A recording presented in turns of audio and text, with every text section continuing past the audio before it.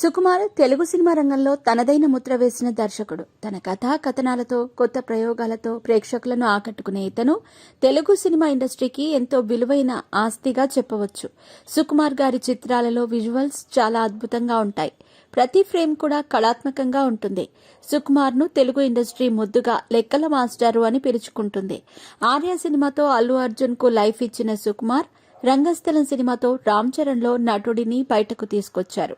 పుష్ప సినిమాతో నేషనల్ లెవెల్లో క్రేజ్ తెచ్చుకున్న సుకుమార్ పుష్ప 2 మరోసారి మ్యాజిక్ చేశారు. అయితే సుకుమార్ సినిమాలకు గుడ్ బై చెప్పబోతున్నారనే ప్రచారం జరుగుతోంది. పుష్ప 2 సినిమా ప్రీమియర్ షోస్ రోజున ఎటువంటి సమాచారం లేకుండా సంధ్యా థియేటర్ దగ్గరకు వెళ్లటంతో అక్కడ భారీ తొక్కిసలాట ఏర్పడింది. ఈ క్రమంలో రేవతి అనే ఒక మహిళ మరణించారు. రేవతి కుమారుడు శ్రీతేజ్ కి తీవ్ర గాయాలై ఆసుపత్రిలో చికిత్స తీసుకుంటున్నారు. మీ పెట్స్ కి గ్రూమింగ్ నుంచి బర్త్డే సెలబ్రేషన్స్ వరకు అన్నింటిలో మంచి ఆఫర్స్ ని మాయా టైల్స్ అండ్ ట్రయల్స్ వారు మీ ముందుకి తీసుకుని వచ్చారు. ఎక్కడో కాదు, మన బాజ్పల్లిలో. Phone number 8985555318. ఈ విషయంలో అల్లు అర్జున్ తో పాటు సంధ్యా థియేటర్ యాజమాన్యంపై కూడా కేసులు నమోదయ్యాయి. ఈ ఘటనలో అల్లు అర్జున్ పై ఎఫ్ఐఆర్ నమోదు కావడంతో పోలీసులు ఆయన్ను అరెస్ట్ కూడా చేశారు. సంధ్యా థియేటర్ దగ్గర మహిళ మరణించిన ఘటన సుకుమార్ ను కరిచివేసింది. ఆ విషయాన్ని సుకుమార్ పుష్ప 2 సక్సెస్ మీట్ లో చెప్పటం జరిగింది.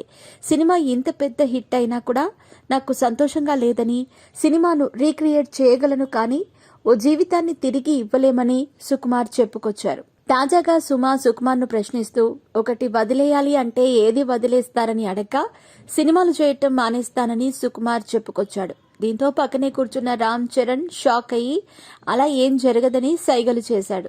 అయితే తన సినిమా వల్ల ఓ మహిళ మరణించిందని మనోవేదనకు సుకుమార్ గురవుతున్నట్టు ఆయన సన్నిహితులు చెబుతున్నారు.